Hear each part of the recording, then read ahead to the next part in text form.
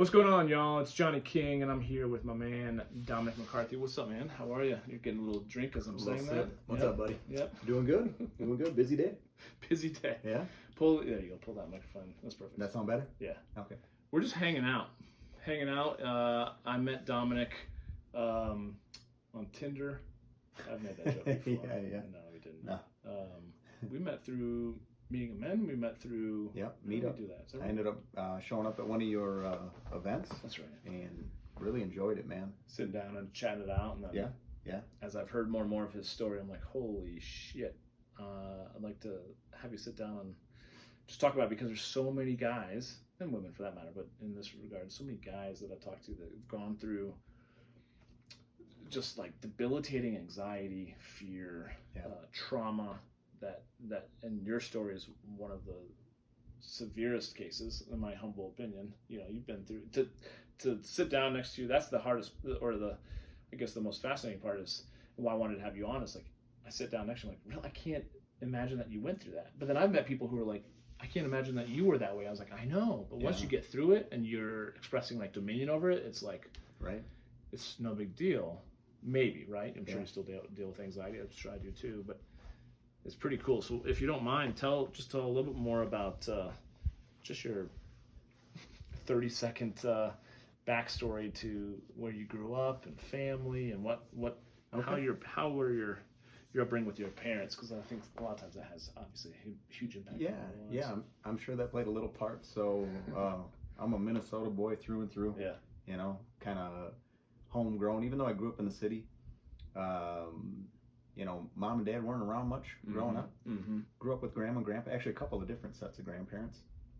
And I don't know if I could fit this one in 30 seconds, but... No, you're good. I was saying that so we could get 30 minutes. Sure. If I say 45 seconds, then it's 45 minutes. Right. Yeah. So, gosh, where do I even start? Where in Minnesota, though? St. Paul. St. Paul. Yep. I think we talked about that, because my dad's side of the family is from Minneapolis. Okay. Yeah, Nice. so a big part of my family is from there, and we're raised up there, and it's beautiful. Nice. During the 3 months of the year that it's thawed The out. summers. I don't know what it is, man. Like, there's part of me that loves the bone chilling cold for whatever reason. Yeah. And this is probably mild here in Colorado. This is so mild. Yeah. Same with me. T-shirt weather. St. Louis. Yeah, exactly. So, let's go back to when things started to hit the fan a little bit for you. Before kids, because you got 2 little ones, you said? Yep. Right? Yep. 12 and 13. Yeah. Not so little. Getting big, man. It's weird. Yeah. It's hard to... Teenagers. Yeah. Like, it's hard to even recognize. For sure. Yeah. My nieces and my nephews are hitting the same thing, 13, 15, and was literally just for Christmas with them, and you know, my nephew's voice is starting to drop. You're like, what the? Right. My son's taller than me. Voice is deeper than mine. Is that right? He got cheesy little mustache and like some sideburns. Yeah. And they love it. They love that. Oh yeah. Up, you know. Yeah. Three little hairs on his chin. Yeah. So mature. So before that, though. Yeah. What did life look like? You maybe even before? I mean. Yeah. I mean, if I just bring it back, man. Yeah. So like, kind of the very beginning, and I've actually told this story over the last 5 years after I walked away from my construction company. I bet you I've spoke in front of close to 10,000 people and shared my story. It's crazy. It's nuts, man. That was one piece that was really difficult for me, public speaking. Yeah. Anyways, growing up in St. Paul, mom and dad weren't around much. Actually, shortly after being born, my mom was put into a mental institution. And not because she's crazy, she's actually very intelligent, but she had a very, very difficult upbringing. And it was real hard on her, and just went through some very, very deep, dark moments. And if you can imagine a child being around that type of mentality, you know, with a parent, and then my dad being in and out of jail my whole life. I think he was in jail when I was born. And then being in and out of my life every 3 to 5 years, you know, I'd see him, hey, you know, it's super exciting, right? You get to see your dad, like everybody, it was this big deal. And kind of bounced around a lot. Again, in and out of grandma and grandpa's. I knew grandma and grandpa were always wonderful to me, even though they weren't real great to my mom. My mom and dad, when they got together, were horrible to each other, but were always really nice to me. You know, whenever we spent our time together, it was always great. I think a lot of that played a big part for sure. But I would say, you know, as the years carried on, and you know, I bet you we moved with my mom. Anyways, I bet you I moved every 2 months, every 3 months. Really? Growing up, yeah. Jeez. So not a whole lot of stability. Not a whole lot, no. And I know that, as far as food goes and things like that, I knew that I would have a meal when I was with Grandma and Grandpa, but outside of that, the fridge was usually pretty empty. Yeah. So it was just dealing with a lot of stuff that as a kid you don't know. Right. It's like, oh, this is life. I was happy playing in the dirt and happy. Yeah. Kids can play with a box or with a one He-Man action figure or whatever, right? Like kids are just happy. So I was happy. I didn't know food wasn't even an afterthought. We just never had. Yeah. So yeah. Wow. Then I ended up my first set of grandparents passed away. My mom had been married a few different times. So again, bouncing around a lot, and ended up growing up living in friends' houses, and that's another place I knew I could get food, or I knew it maybe felt a little more safe. And I don't know how deep you want me to get as far as like things that went on in high school, but I can tell you any guy or any gal that has dealt with anxiety throughout their life. I'm 38 now, almost 40, pushing that age. People didn't really understand anxiety back then, right, in the school. So you meet with a guidance counselor, or you meet with the teachers or whatever, and they would just say, oh, you're fine. And I'd say, oh, you couldn't explain it as a kid, right? I have a stomach ache, or I don't feel quite right. In my elementary school, there was a guidance counselor. Her name was Miss Gannon. And I ended up having to go to Miss Gannon after spending every day in the nurse's office. And finally, after a year with Miss Gannon, she said, Dom, if you are going to keep coming to my office, she said, first of all, there's nothing wrong with you. You're fine. You need to be with all the other kids in the class, in the lunchroom, whatever. And I said, I know I want to be fine too, but I don't feel good. And she said, well, if you're going to stay here, you need to eat your lunch under the table. And I used to sit in the corner of the room for 3 years. I sat in Miss Gannon's room, and she would make me eat my lunch under the table. And I never thought much of it. I just thought that's very strange, right? But as an adult, that's not a very nice thing to do to a kid. Yeah, reflecting back, what do you think her intention was? I think she was frustrated, right? And again, it wasn't an understood thing, right? I would go to the nurse's office and I would have a stomach ache, or I would feel like my sides were caving in, or I'd feel like I couldn't get a full breath, or like that lump in your throat, or the sweaty hands, or all the anxiety, right? Anybody that's dealt with anxiety has felt those things for sure. Fast forward a few years, and I think also people with anxiety generally will have seasons where you go in and out, right? Super anxious, maybe not so anxious, maybe where life's a little more smooth.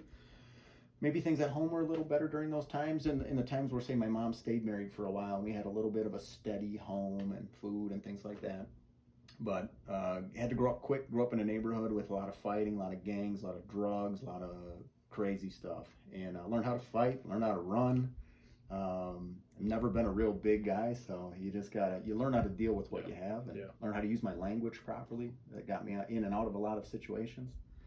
What do you feel like, if you don't mind me interrupting you, what do you felt like was, obviously the instability, to me it makes sense that, like, oh gosh, like, of everything that you already shared about your upbringing from childbirth, let's say, to 6 years old. Yeah.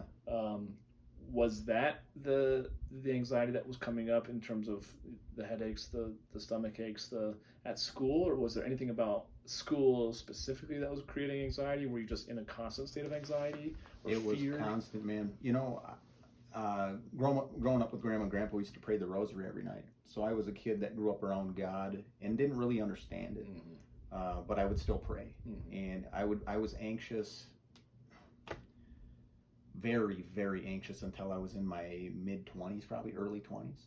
So I used to sit on my knees as a very small child and pray, why do I have to feel like this? Why can't I just play like the other kids? One of the later on realizations in like a positive note is that when you panic like that as a very small child, did I have friends? Yes, but I wasn't. I didn't know how to interact the way I feel like a lot of kids could. Like they would go to lunch and they could eat fruit snacks and juice and have caffeinated beverages and play on the playground without passing out, or like I would literally get so anxious that I would gag or puke or literally pass out. And I didn't understand it. I couldn't get it, and it was very, very difficult as a kid. Frustrating. And I would watch them play football or play basketball or do anything. Anyways, when you're forced to watch the world from a distance, it gives you a different perspective, right? Yeah. And later on in life, and I'm sure we'll get there eventually, but you get to a point where, like now, where I can play basketball, I can do jujitsu, I can travel, I can eat whatever or basically whatever I want. I can live a full and beautiful life, but to appreciate those little things, like being able to take a full breath, or like being able to sit with somebody that you just met and have a deep conversation, or really anything, or just regular life that people take for granted. Being able to be in any kind of social situation. Yeah. When again, looking back on it, having gotten to this side of things, looking back at your childhood and how you were when you were 8 and 10 and 12 and 14 and that sort of thing, especially now seeing your kids at that age, and seeing how they live their lives. Yeah. Again, what do you feel like what were you so scared of? Or what was it anything in particular, or was it just life? Did you just constantly just not feel safe? I never felt like I always had a nasty feeling in the pit of my stomach. I don't know that I ever knew what it was. There was never, unless I was sleeping, there was never a moment where I didn't feel anxious for the longest time, man. It was bad. It was bad. And kind of like I told you when we sat down not too long ago, I haven't met anybody that's dealt with anxiety on those levels. But man, if people are out there and they are, I would love to do anything I can to sit down and to, just listen to them and hopefully be able to help or walk them through some of that and let them know they're not alone. Well, it's not, and it's not to be ashamed of. Yeah, absolutely. Because I think there's a lot of shame that goes along with it because you feel like you're outcasted, maybe. You really do. You really do. And I guess fast forward a few years, one of my kind of life-changing moments, I was 15. It was on my 15th, turning 16th birthday. We don't have to get into it today, but there was an accident, and I ended up in the back of an ambulance. My heart stopped for 2.5 minutes, and I had to be revived. And anyways, I woke up a few days later in the hospital, and having an event like that, once again, it changes the way you look at the world. Your ability to walk, to talk, to breathe, to have friends, to see the sunshine, and hike, and all the things that we enjoy, or even just the little things that people maybe take for granted. That was a big moment for me. Still anxious, but I would say that my anxiety was a little different from that point forward. Improved or just different? Improved for a season. Yeah. Just because you had the perspective of being grateful now for the breath, no matter how much. Really. Or relationships. My mom, dad, grandma, grandpa, no matter what had happened before, it didn't matter. It's like, hey, I have these people. I appreciate them. I love them. The time that we do get is awesome. That kind of stuff. So you say it's a catalyst for progress? It really was. It really was. Didn't get you there, but at least it started to show you that it's possible to definitely chipping away at it, making some progress. I think a lot of it too is a lot of what when I talk to people, I do some coaching. When I talk to people about what they're dealing with in their life, it's gratitude, man, right? No matter how big or small it is, it's just learning to recognize the things that you are thankful for in your life. I actually do a gratitude list at 6 a.m. and at 9 o'clock at night, every single morning and night. Do it with my kiddos or whoever I'm sitting with. Like if we're hanging out tonight at 9 o'clock, we'll do the gratitude list. So that's cool. Really cool. So then as you continue to fast forward, so that was 15, but then anything significant occur between 15 and you got married pretty young. I did. I got married at 20, 21-ish, something like that. I would say significant. I would always try and force myself into situations. I'm pretty stubborn. So even if I was panicky, for example, wrestling. I found that there were zones I could find myself in where I could finally release some of that feeling. But during tournaments, for example, I'm not joking, I would wrestle through entire tournaments gagging while I'm beating my opponent or while we're wrestling a full-out match. And the coaches and the guys used to laugh at me because, like, here he goes. I was a decent wrestler, but, like, imagine having to think on your feet, having to move at top speed, strength, all of those things while you're gagging, while you're panicking. Mm-hmm. And it was, but again, putting myself in situations that were uncomfortable. And it sounds weird, right? What a weird story. Like, I don't know if, hopefully it's helpful to somebody, but it was so uncomfortable. But yeah, fast forward a few years. You know, again, I had put myself, actually, senior year of school, of high school, I had decided that everybody started talking about college, right? This is what my next step is. And I always used to think, man, we're 17, 18 years old. How's everybody know what they want to do with their life? That's what I thought too. Like, I don't know at all. Yeah. How do they know? Yeah. And I thought, okay, well, this is what everybody's doing. Maybe I need to go to college. And I hadn't really paid attention in school, got into some of the wrong crowds just because then I didn't have to. And there was a lot of avoidance too. And I would say avoidance is definitely, if you want to get over or address your anxiety, you got to go head on with a lot of this stuff. Anyways, senior year, I sat down with another guidance counselor and I said, hey, you know, I'd like to go to college. You know, what is it going to take? And I said, I buckled down over the last, you know, this year. I'm on the A honor roll. I've never done that before in my life. And she said, Dom, that's exactly right. You've never done it before. And I said, but yeah, but I showed that I'm capable of doing it. She said, it doesn't matter. Your grades aren't, or they weren't where they needed to be. So she said, why don't you get into the trades or something like that, you know? And I'm, all right, whatever. So I ended up getting into construction, which I sat on the side of construction crews cutting wood for years and years. And honestly, it wasn't good for me. Again, it was a comfort zone where I didn't have to stretch myself or didn't have to do any of those types of things. Safe, somewhat. Safe, yeah. And then, you know, just through day-to-day life, ended up meeting my wife while I was shopping for a suit. I've always tried to pursue business, as crazy as that sounds, even though having terrible, horrible anxiety. I was always going after some venture. Didn't know what it was going to be. Pray about it every night. Yeah. God, whatever it's going to be, just show me. I'll do it. I'll run with it. Just show me something, and I'll take it. And ended up meeting her at the suit department of a Marshall Fields and bought my first suit from her. It took me 2 hours to get her phone number. And but really, at that point in my life, wasn't going out to eat. Wasn't even barely going to the grocery store for shopping. Like, I would wait in hours where it wasn't busy. Like, just avoiding. So my businesses, of course, were failing. Everything was failing because I wasn't willing to go head on in these things. And it kind of came to, Sarah and I was my wife's name. And it came to a point where I was just living every day. Going to the job site, cutting wood, going home. Going to the job site, cutting wood, going home. And I don't tell people this part of the story very often, but I might as well just tell you the truth. At work one day, after 2 years of this kid talking down to me on the job site, I couldn't take it anymore. And he talked down to me for the last time, and we ended up getting in a fight. And I've never in my life have I ever started a fight to this day, never. And I ended up getting fired. And ended up going home, and right around that time was when the 2007, 2008 mess happened. And I just got in the paper right away, started looking for work, and just couldn't find anything. Right, in Minnesota, houses were going up, or I should say foreclosing, by the thousands, tens of thousands of people losing their houses everywhere. Everybody in our neighborhood around us lost their house.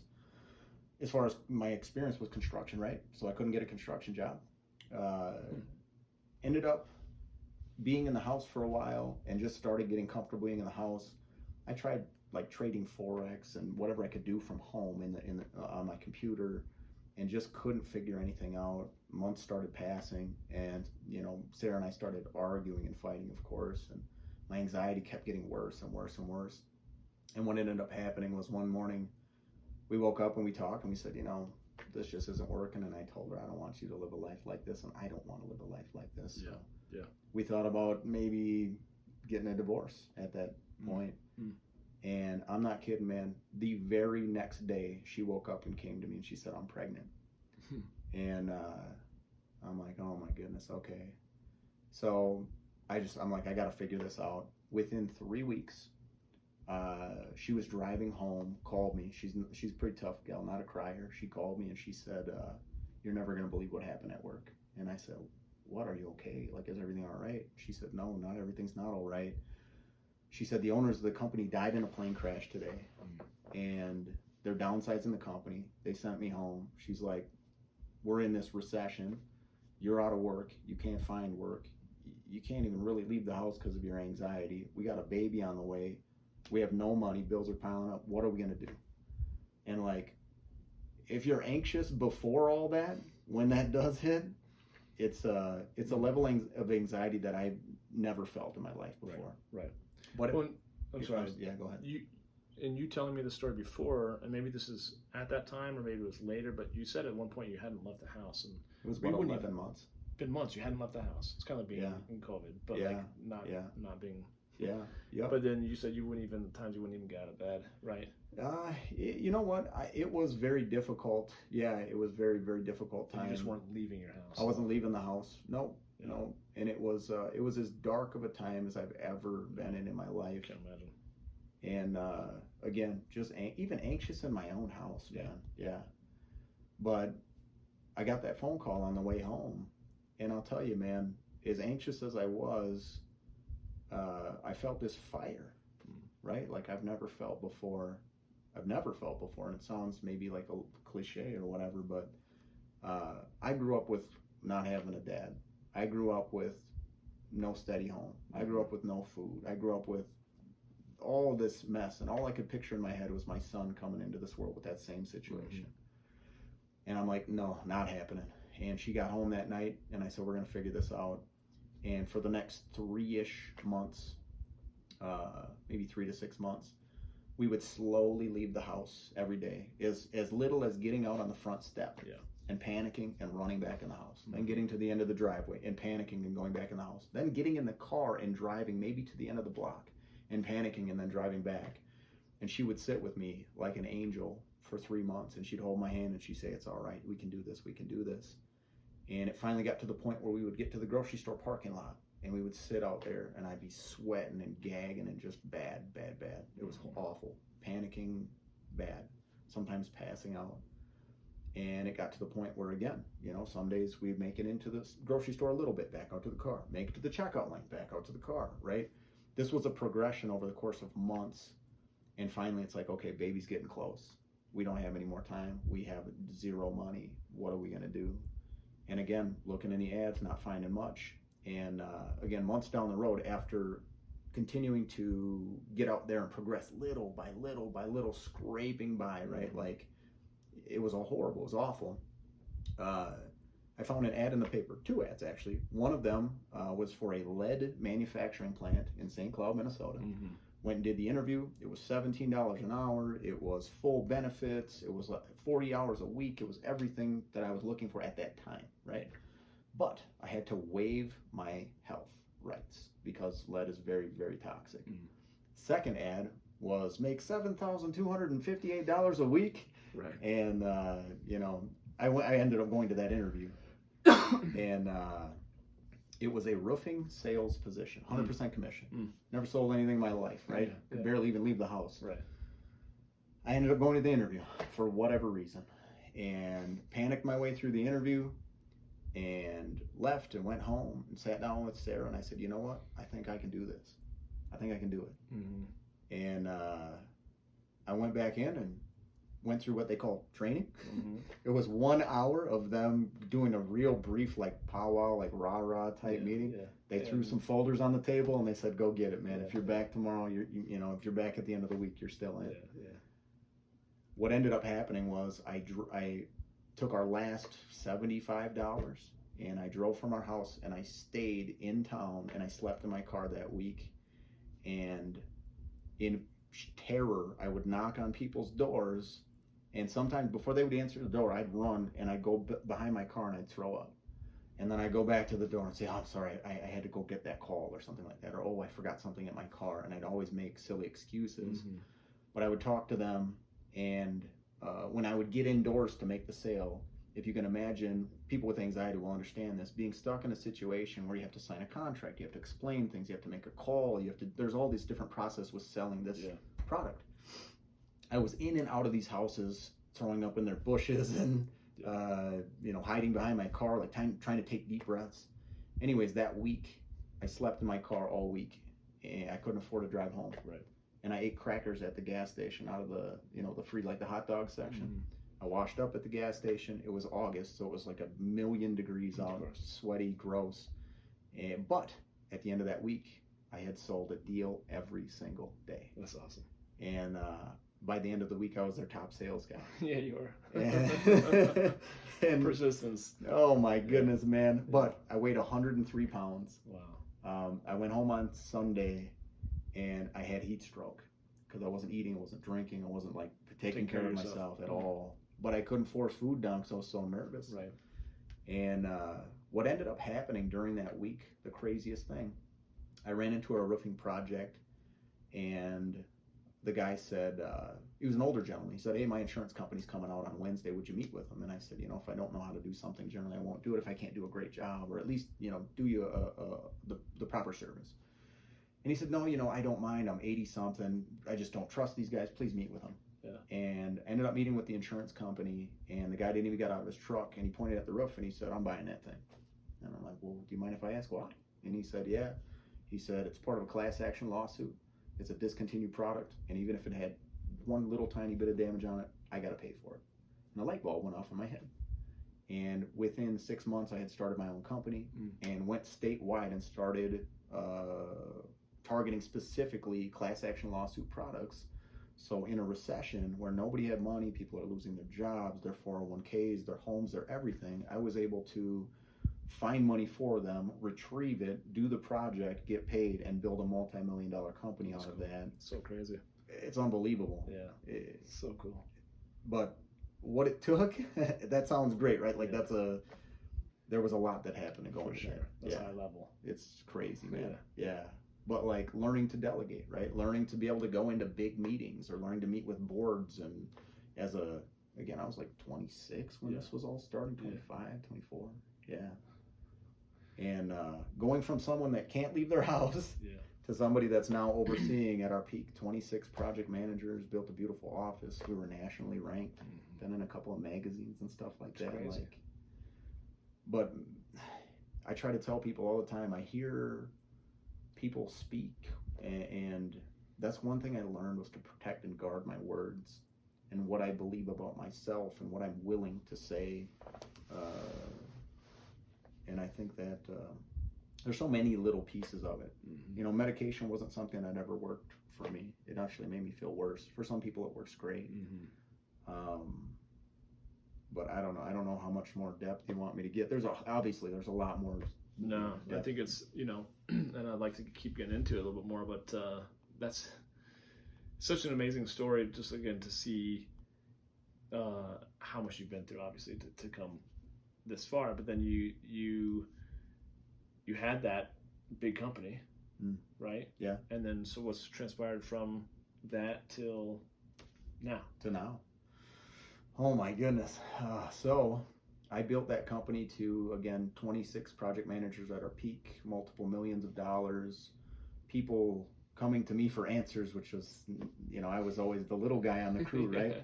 But always a humble, leader, always humble. Guys used to walk in my office to try to sell me materials or whatever, and they'd look at me and say, "Hey, is your dad here, or where's the owner?" Like, "Oh, that's me." Yeah. But right around 2016, I had gotten actually involved on the state level in Minnesota of the contracting business, started an association with 4 other contractors, and there was just some things going on in our state that were not consumer friendly, not contractor friendly. There was actually threatening to shut down our industry. Anyways, long story short, walked away from the industry in 2016. One of our goals was to travel the world as a family, Went to I don't know how many different countries across the world, spent months in Asia, and all of these things that, again, anybody with any type of anxiety, social anxiety, or any type, airports and airplanes and any kind of situation where you're stuck, like in the security lines and all of those things, where I could never imagine years before getting to a point where it's like almost enjoyable. I don't know. So it's no big deal by that point. No. No, I love the airport. And you think you got to that point just through kind of pig-headed, discipline of just showing up every single day, facing that fear over and over again? Yeah. Or was it like anything specific of working with someone or going through a mantra, as silly as it sounds, or was there anything? Yeah. So I've met with countless doctors, psychologists, business coaches, life coaches, you name it, man, right? And I would say I grabbed something from everybody for sure, right? You can always get little bits and pieces from everybody. But the biggest piece is always holding myself accountable, right? Like if I say I'm going to do something, do it. If I'm feeling that feeling in my gut, but I know what I'm supposed to be doing is right, do it. Just go into it. It might suck a little bit. It might be uncomfortable or very, very uncomfortable, but you're never upset or you're never, the fact that I was able to get in and do those things, no matter how basic the situation was or how big the situation was, the fact that I was able to walk outside afterwards and say I did it, right? And just little win by little win by little win, and just time. And I think that's one of the hardest things for people. That was one of the hardest things I know for me, is that this is not going to happen tomorrow. This is a journey, and it's a process, and it's there is maturity as a person. There's just a lot of things. Learning to I'm trying to think of, I was thinking about it a little bit earlier. I think a lot of times we're scared to feel emotions sometimes, right? But really get into the depths of those emotions. Don't stew in it, right? But feel it long enough where it's like, okay, good enough, I'm done, time to move on, right? But it is important not to bottle those things up. And I think that was, for me, was what medication was doing when I was trying it, was making me feel almost a little bit numb. And the things that I felt like I needed to work through or needed to feel through, I was just numbing that instead of addressing that. And I think at one point or another, you have to address those things. Otherwise, it's always going to be that hurdle that's there. Of course, it's always going to be there, right? Yeah. So, and I'm just yapping away. I don't know if you. No, I think it's so fascinating, which is why I'm so kind of intrigued by the story. So you had your business for how long? The insurance. That was 8 years. 8 years. Yep. Yeah. Yep. And then you sold it off. You just got out of the industry. Got out of the industry. Yep. Traveled the world. Started a couple other companies in the meantime. Did some coaching. Did some consulting. Things like that. Yeah. Public speaking. Yeah. That was something that was very difficult. Anxiety is something where I had to rename it. Right. It's okay to be nervous. It doesn't mean it's the end of the world. It doesn't mean I can't go into a situation. It doesn't mean I can't address something. Nervous is okay, right? When you're speaking in front of 400 people, it's okay to be nervous. Yeah, right. I renamed anxiety. It's now excitement, right? Because excitement and anxiety are very similar feelings in a way, right? So when I go into something, rather than saying, oh man, kind of got the jitters and you can feel the butterflies, I'm excited. I'm jumping a little bit, shaking my hands up. Still feel that numb, tingly feeling, a little lump in your throat and the butterflies in your stomach. Sure. But you do it. Right. And I've never not gone out there, whether it's speaking in front of 10 people or 400 or whatever it was, right? 400 was my biggest room, so I'm not like a big speaker or anything like that. But you're proud of yourself. It feels good to face those things. Right. Yeah. I think it's pretty awesome. So I guess my thought goes to as well, you mentioned earlier, like you go through seasons with anxiety. So it might get better and you think like, oh, I got this. And then something really triggers and you're like, oh, I do not got this. Right. Yeah. Got this. I have this. So you getting through the 8 years of your business probably really forced you to, like you said, to delegate, to lead. And then would you find that your confidence would grow, but then you'd have to find yourself speaking in front of 400 people, and then you'd get right back and you'd be puking in the bathroom again? Like, was it, or would you see yourself kind of like, incrementally making progress? Yeah. So 2 steps forward, 1 step back. I haven't had a full-on panic attack. It's been almost a decade. So it's been like, thank God, but again, the work was put in. It didn't just happen. Right. It wasn't just like waking up one day and, oh, it's gone. Yeah. It was a lot of work. Right. But I think the hardest things that we accomplish are always the things that are, you always feel good about. It's always worth it, right? I know people, I train, one of my consulting projects right now, I'm building a sales team. And one of the questions I ask when we're done with training is, what's a time in your life where you gave something everything you have? Not like, you ran a little bit, or like one time I went out and I sold this and I couldn't believe I did it. No. Everything. You emptied the tank. What's a time in your life where you gave everything? And people are half and half. Half of the group say, man, you know what? I've never done it. Yeah. I've never given everything I had. Yeah. And I said, what would your life look like if you just gave a month? Just give 1 month, everything, all out, push aside, your life will be okay for a month. I mean, obviously don't neglect your kids and that kind of stuff, right. But give it everything you got for a month. The guys that tend to get it, or women that tend to get it, so the 50% that don't, have never tried it, they're generally in a place in life where they're always trying to figure things out. Why hasn't this worked? Or haven't reached the levels of success that people are always striving for. On the other side of the fence, these are your top producers. These are your guys that are like Army Rangers, and the guys that they know what it feels like to not be able to take one more step, right? Or to push themselves to a limit. Something happens, I believe, in your brain, in your body, in your soul, when you find out what you're capable of. And it's never the end, right? You might find your limit that day, right? But there's always tomorrow. Yeah. So it's I don't know, it's something. I think that's really cool. I think that is a huge point. I think at one point in my early mid-30s, I was going through some personal development stuff in Los Angeles, and I think that was one of the biggest realizations. And we did this exercise where, ultimately, like, it's called like the lifeboat, right? And 10 people out of the room of 100 made it on the lifeboat. Okay. And I was the second to last one to quote unquote die before getting on the lifeboat. Yeah.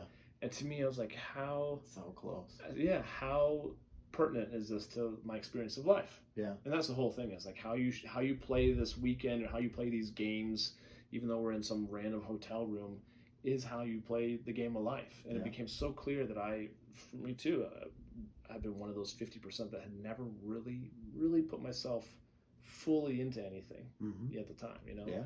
And that really rocked me, because like, no wonder I'm just that close. If I could have just done that, like, but it's so scary, right? And there's the fear and the anxiety, that the trepidation that pulls you back from going all in, because if you don't go all in, for me at least, I could always rationalize that I'd always have kind of an excuse, consciously or subconsciously. I could tell myself as to why I wasn't successful. Yeah. Like, well, honestly, I didn't try that hard anyways.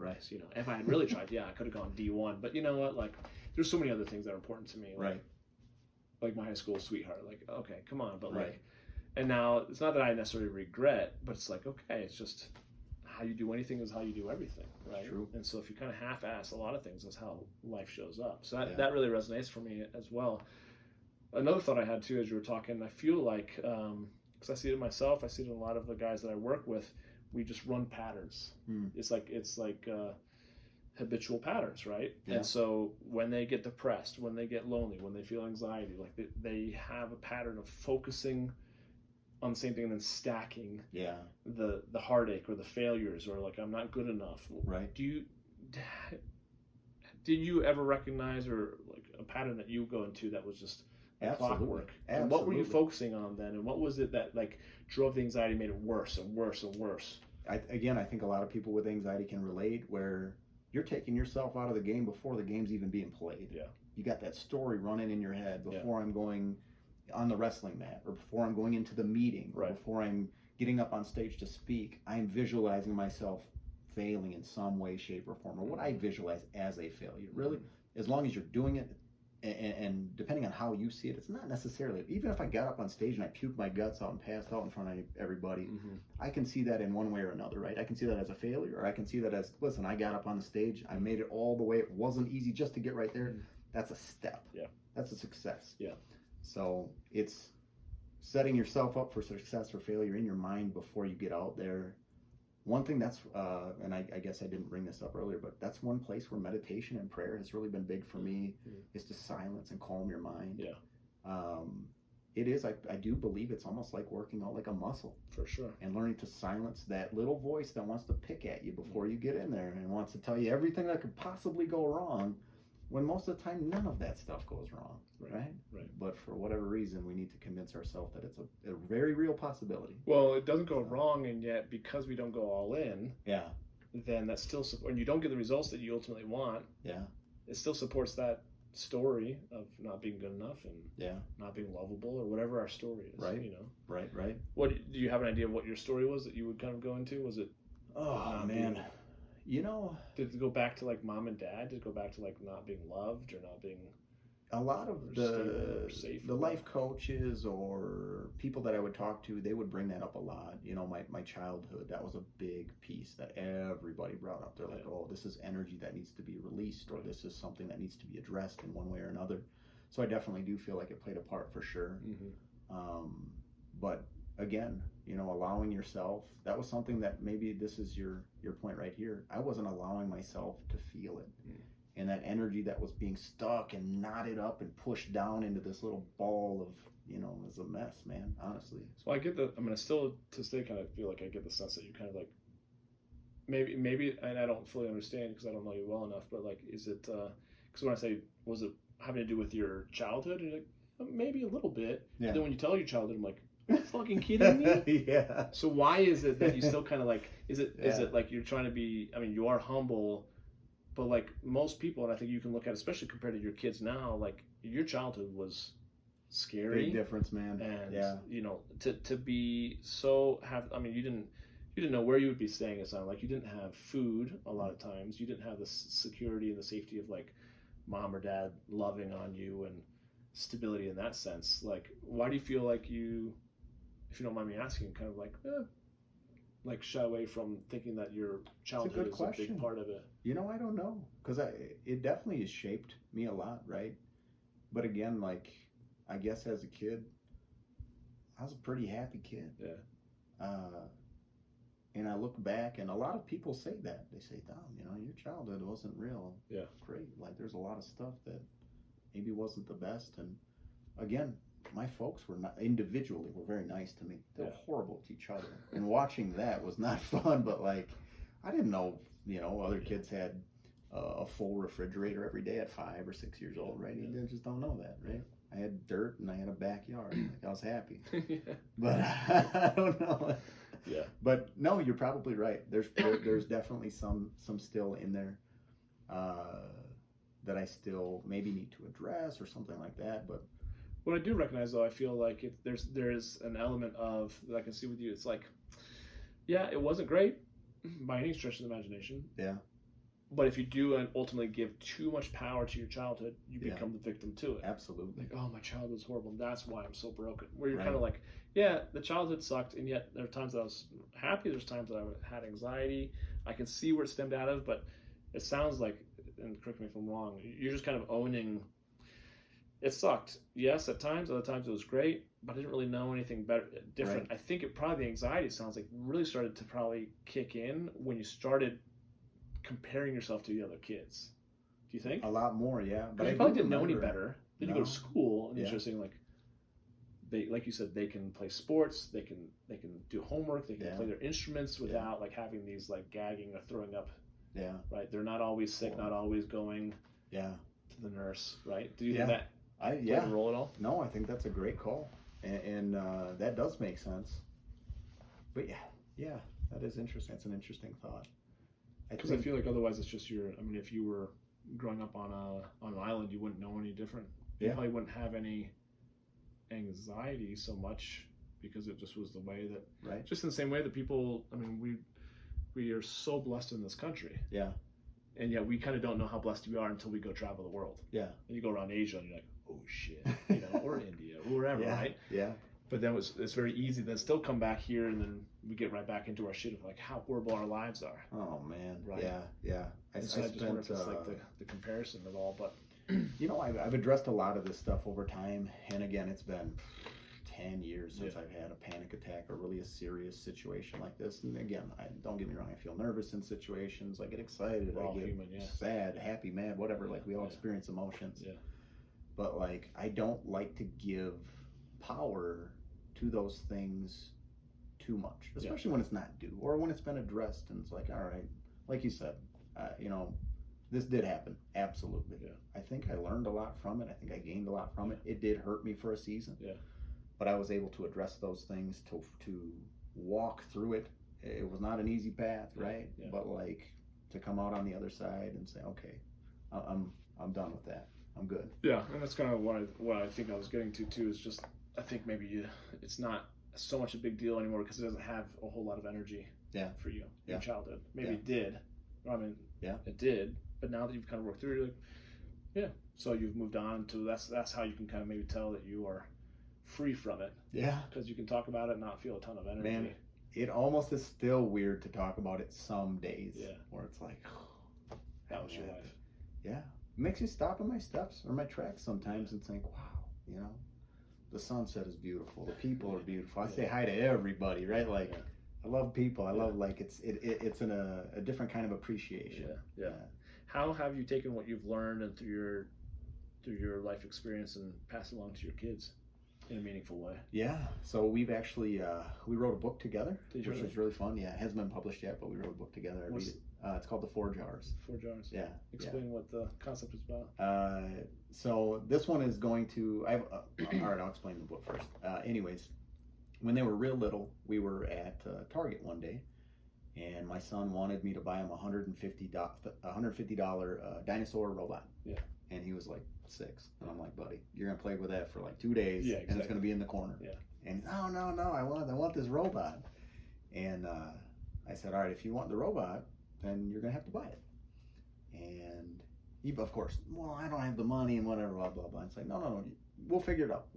If you want it, you will buy it. Yeah. We just kept moving, and we got into the truck after shopping, and he was quiet. And he's a little kid. He's not a quiet kid. He generally is a talker. Yeah. And he said, Dad, how do 6-year-olds make money? And I said, well, that's a good question, bud. We haven't thought about that one yet. Yeah, we're driving home. I was just trying to get out of the store. Right. We're driving home, and I said, what's something you really love? What's something you really like? And he's like, I like robots. Yeah. I'm like, okay. And I said, well, you're going to have to learn how to. And we basically went into entrepreneurship 101 with this little guy, and basically showed him how to, at 6 years old, create a business where by the time he was 7, he was making anywhere from $150 to $250 a day as a 7-year-old.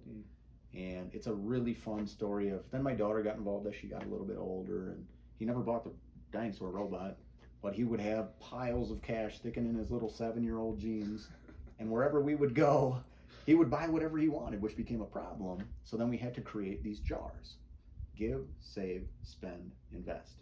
And from a very young age, we taught him how to properly delegate and place his income, so he wasn't just buying everything he wanted. It just wasn't good in the beginning, but it's a very fun story of all the little lessons learned from that. I love that.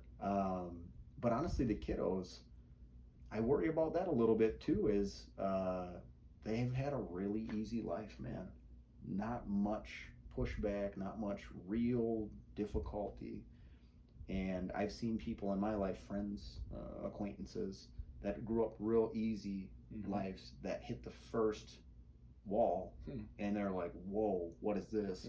They don't even know how to 100%. how to deal. Yep. Yeah, so I worry about that with the kiddos sometimes. But how do you create problems? You know, I don't want to create problems. Yeah. So anyways, it was like, not problems, but resistance, or just like things that they can work through to improve their self-esteem.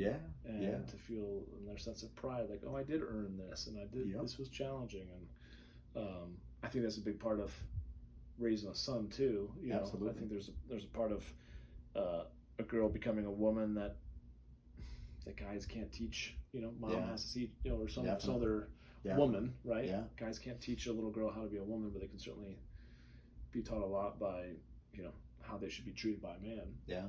Absolutely. But I do feel like a big part of raising a son would be that, like, rite of passage of getting him to that when shit hits the fan, he still rises to the occasion. Yeah, you yeah. know? That little guy is very resilient. And I don't know how this all works or again how transparent I should be, but you know, after almost 20 years together, we're going through a divorce right now. So I don't know if this is part that we should even get into, great, but great. I mean, it's real, right? it is very real. Yeah. And this is probably the most difficult thing, definitely the most difficult thing they've ever been through. For sure. And I can definitely see a lot of the lessons, a lot of the time spent, a lot of the example that has been set along the way starting to show in the depths of this. Yeah. And I've seen strength in my son that makes me feel good, man. It's hard to watch, For right? sure. 100%. But at the same time, you see a 13-year-old kid digging deep and not crumbling, right? Showing the right emotion, knowing it's okay to cry, knowing it's okay to feel this or feel that, but like at the same time, you know, still having that strength and that confidence and a good sense of, you know, for a 13-year-old who he is, which nobody knows who they are at 13, right. But still holding pretty true. He's a good kid. It's pretty cool. Well, it's interesting to see that it was his conception that kind of helped spur you out of. Yeah. I mean, you had been through a shit ton of challenging things, and you may not have ever left the house, or maybe not have made it out of that dark. Because I think there's a lot of people that probably would choose ending their life than pushing through that challenge. So it was his life that kind of breathed life into yours. Absolutely. Right. But here's another transition in life that you wouldn't want to, wish it upon any children for that matter. But he and your daughter's going to be better off for it. I know it, especially with the support of you and your wife. Yeah. And as hard as it's been, I mean, there's definitely everything has a bright side to it, right? Yeah. Oh my goodness, I've learned so much about myself, about my friends, about my support system, about my ex, about of course the kiddos, and I mean it's not fun, but if you have the right mindset going into just about anything, I mean you can make it through and be better because of it. You know, I guess I didn't want there to be a season in this situation, but it ended up being a season, and it is what it is. It is what it is, and like again, I've been through similar divorce as well, and I think that you come to learn so much about yourself in your 20s and your 30s. Oh yeah. So to think that you can get married young and make it through, while still staying in, kind of parallel tracks, growing together, or growing closer towards God together, is a big ask. It's not impossible, but man, you need like mentorship and support from family and church and all these other things that I think if you don't have, it can be awfully difficult. Oh yeah. And you can have one person who wants to keep working on it, another person who's out, and you can't do anything about it, right? You can have two people that naturally just want to go their separate ways, but you have to, regardless, do the best you can, obviously, for the kids. 100%. And it probably will be one of the greatest things that they can choose it to be one of the greatest things that cultivates in them strength and getting through adversity and everything else, right? Yeah, absolutely. The bright side of it. So. Yeah, for sure. Yeah. No, I mean, our relationships have grown in ways and have I don't know the right word, but have been tested in ways. But yeah, I mean, all these things are good. It's just it's being in the mess right now that's difficult, but knowing that there's always something good on the other side. Right. It's just getting through that. You don't know how long that little season's gonna last. Yeah. There's always going to be a winter after the harvest of the fall. And it's just funny how life does that. When you see it in just aging, You see it in politics and in Wall Street and relationships and your own health. It's like you start to feel like you're doing great and then you get injured. It's like you're doing great in business and then something. It's like that's just how life is. It's true. I grew up always hearing the saying that like trials are proofs of God's care. Like those trials are there so that you can get through them and then to just prove even deeper that God's there for you. So I appreciate you being on the podcast, sharing your story. It's a crazy story.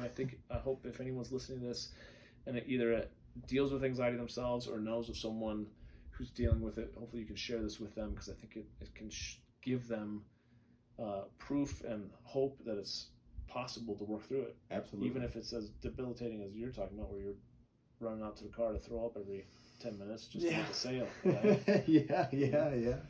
Man, and for the guys or people, women, anybody that's dealing with this, it's not, it seems real deep or real dark when you're in it, but it's not the end. Right. There's a reason for it, and I know we all a lot of anxious people are very deep thinkers, I find. But shoot, if there's any way I can help, I know I would love to help anybody that needs it. That's what I was going to ask you. How can people get in touch with you if they wanted to reach out? How do you generally have people get in touch? I mean, man, just pager, yeah, snail mail, email, or social media. They can always DM you. If you're on social media. Funny enough, I'm like one of old school, no social media guys. No, there's nothing wrong. I think more and more people are going social, old school, because it's ridiculous right now. But however you feel comfortable, or they can, you can always email me. podcast@johnnyking.com, and I can always forward it on to Dom, if that works for you. 100%. But yeah, if you need any support with just getting over anxiety and fear, no matter how big or small you feel like it is, man, like, reach out, because there's people like us that are here to support you, and you're not alone in that sense. 100%. Absolutely. But anyways, man, thank you for being here. You got it. Appreciate it. Guys, thank you so much for listening and tuning into this episode. I look forward to catching up with you on the next episode. But until then, have an amazing rest of your day and week. Take care.